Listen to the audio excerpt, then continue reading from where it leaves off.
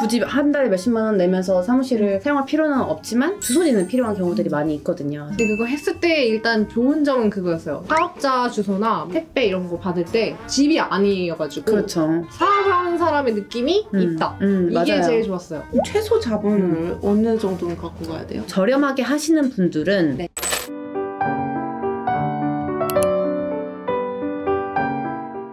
안녕하세요, 누돈입니다.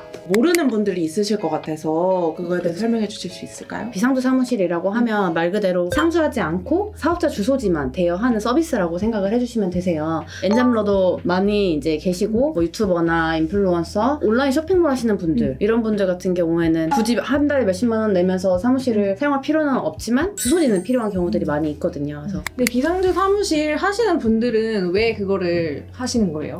내 집 주소를 노출하기 꺼려하는 게 가장 큰 이유예요. 우리나라 법적으로 홈페이지 아래 하단에 이제 사업자 주소지를 기재를 해야 되기 때문에 거기에 이제 내 개인 땡땡 아파트 몇 동 몇 호가 이제 사실 가게 되면 꺼려하는 분들도 많이 계시고 어떤 분들은 똑똑똑 했는데 문을 열었는데 누가 상품을 환불하러 온 거예요. 그럴 수도 있겠다. 네, 이런 분들도 계세요. 지금 서울에 살고 청소업을 하고 있는데 내 청소 브랜드를 좀 키우고 싶어. 그러면 이거를 전국적으로 확장을 하고 싶잖아요. 네. 근데 그런 분들 같은 경우에는 이제 체인처럼. 부산이나 대구, 체인처럼 직접적으로 내가 거기서 뭐 직원을 다 하면서 사무실을 구하기가 너무 힘이 드니까 그렇게 해서 외주 인원으로 내 자체 브랜드 네이버 플레이스도 등록을 하고 이제 마케팅도 하실 수 있는 분들 같은 경우에는 많이 사용하고 계시죠. 그러면 공유 오피스랑 비상주 사무실은 다른 거죠? 이제 공유 오피스 안에 상주랑 비상주랑 같이 있는 거고 비상주 사무실로만 이루어진 오피스가 있어요? 공유 오피스가? 있을 수 있죠. 뭐 만약에 이제 회의실이 필요하신 분들은 한 시간에 얼마 해서 이제 빌려드리기도 하지만 어쨌든 비상주 사무실로서는 네 그렇게도 운영 가능하고요. 그래서 제가 이번에 내면서 느낀 건데 시청에 가가지고 네네네네. 등록을 하잖아요. 그쵸. 비상주 사무실 되는 데가 있고 안 되는 데가 있고 업종별로도 달라. 맞아요. 세무서 담당자별로도 다르고. 그래가지고 갔을 때 이 서류 쓰는 것부터 너무 많은 거예요. 막 그림도 그리래. 사무실에 보면 네. 사무실 어떻게 생겼는지 나 모르는데 이제 알겠다. 그냥 책상이랑 이런 것만 이렇게 몇 개 그리면 된다. 이렇게 그렸어요. 근데 전화가 며칠 뒤에 오더니 근데 여기 건축 용도가 그게 안 돼가지고 업종이랑 안 돼가지고 안 된다. 그럼 어떡해요? 그러면은 주인이 용도를 바꿔줘야 된대요. 근데 주인이 나를 위해 용도를 바꿔줄 리가 없잖아. 그쵸. 그래서 얘기했더니 그럼 주소를 다른 데로 바꿔줄 수 있대요. 근데 주소를 바꾸면은 또 다른 그 시청에 가가지고 다시 해야 되는 거야. 그렇죠. 등록을. 맞아요. 그래서 사전에 나는 이런 업종을 할 건데 이게 여기에 등록이 될 수 있는지를 알아보시는 게 사실 중요해요. 맞아요. 그러면 비상주 사무실 구하시는 분들이 계실 때 주의해야 될 점이 있을까요? 주의해야 되는 점 있고요. 당연히 이 업체가 신뢰할 만한 업체냐가 사실 제일 중요해요. 초반에는 이게 공급자가 많이 없다 보니까 가격이 굉장히 비싸게 측정이 돼가지고 높은 금액으로 받았었거든요. 사실 요즘에는 가격들이 다 이게 저렴하게 나오다 보니까 저렴한 곳들을 보시되 너무 저렴하면 오히려 그러니까 잘 안 한번 보라. 왜냐면 간혹 가다가 그런 경우들이 있어요. 매번 계약이 될 때마다 임대인한테 서명 요청을 해요.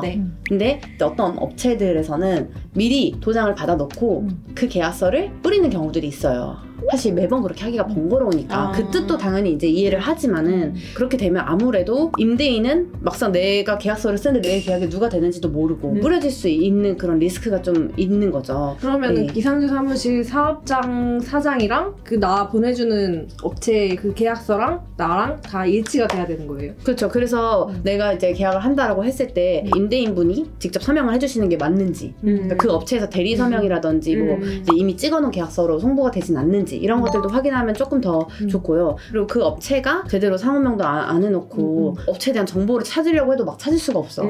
그러면 사실 조금 주의를 해보셔야 될 것 같다는 생각은 들어요. 제가 그냥 인터넷 찾아가지고 비상주 사무실 그리고 지역 뭐 이런 식으로 검색해서 스마트 스토어 이런 거 있는 거에서 막 했거든요. 근데 그거 했을 때 일단 좋은 점은 그거였어요. 사업자 주소나 택배 이런 거 받을 때 집이 아니어가지고 그렇죠. 사업하는 사람의 느낌이 있다. 이게 맞아요. 맞아요. 제일 좋았어요. 저희 같은 경우는 여행 자주 다니니까 해외에 거주하고 있을 때 택배가 그냥 이렇게 있으면 좀 그래서 한 거였거든요. 네, 네. 그랬는데 이제 갔더니 택배가 이제 문 앞에 있었다. 그래서 만약에 제가 다시 비상구 사무실을 계약을 한다면은 계약 전에 한번 가볼 것 같아요.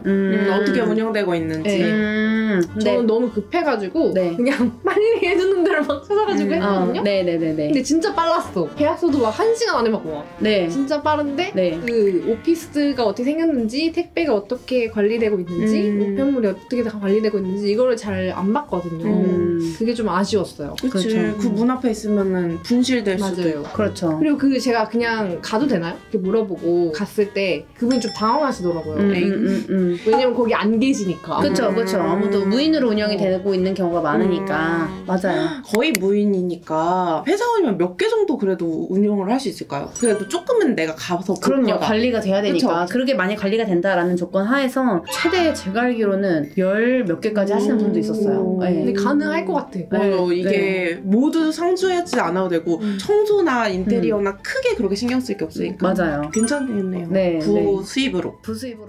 그러면 초기에 자본금이랑 어느 정도 월 수입을 벌 수 있는지. 그거는 정말 진짜 케이스 바이 케이스라서 뭐 얼마다라고 말씀드리기 굉장히 어려울 것 같아요. 너무 다양하기 때문에 사무실을 알아보셔야 되니까 네. 거기에 보증금 그리고 월세, 집기류, 셋업하는 그 비용 같은 정도는 그래도 최소 몇백은 들기는 하겠죠. 근데 어쨌든 다른 창업에 비해서는 예를 들어 스터디 카페를 한다고 해도 사실 1억 이상 네. 금액이 들어가고 하는데 그런 창업에 비해서는 훨씬 더 저렴하게 운영을 할 수 있다는 장점이 있고요. 결국에 사업은 고객을 어떻게 끌어오느냐인데 네. 비상구 사무실을 만들었다고 가정을 했을 때 이 홍보를 하고 마케팅을 하는 과정에서 엄청 어려워하세요. 그러니까 그게 계약이 들어오지 않으면 0인 거예요. 네. 수입이. 혼자 하기 좀 힘들면은 네. 이런 식으로 중간 에이전시 같은 업체를 끼고 하는 거를 추천하시나요? 그것도 경우에 따라 다른 것 같은데요. 내가 만약에 난 마케팅 능력이 있어. 나는 자신 있어. 네. 그러면 사실 커미션을 나누는 것보다는 혼자서 운영하는 게 더 좋죠. 근데 그럴 때는 정말 이게 완전한 무인이고 자유롭게 운영이 되지는 않을 거예요.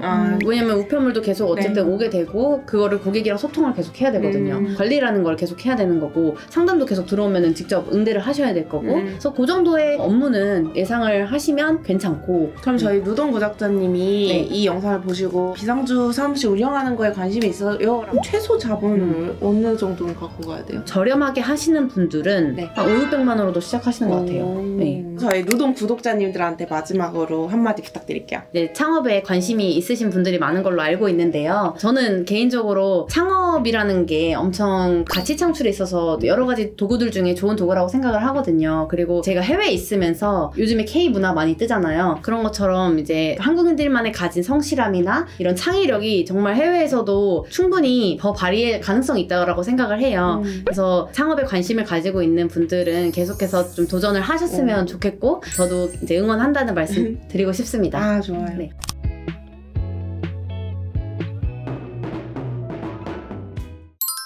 지금 해외에 계신데 또 육아까지 하시더라고요. 그래서 네, 저희 맞아요. 무동 구독자님 분들 중에 주부분들이 많으신데 주부분도 충분히 하실 수 있다는 거를 몸소 보여주고 계신 것 같습니다. 네, 할 수 있습니다. 엄마는 더 강합니다. 그럼 좀 나와주셔서 너무 네. 감사합니다. 감사합니다. 감사합니다.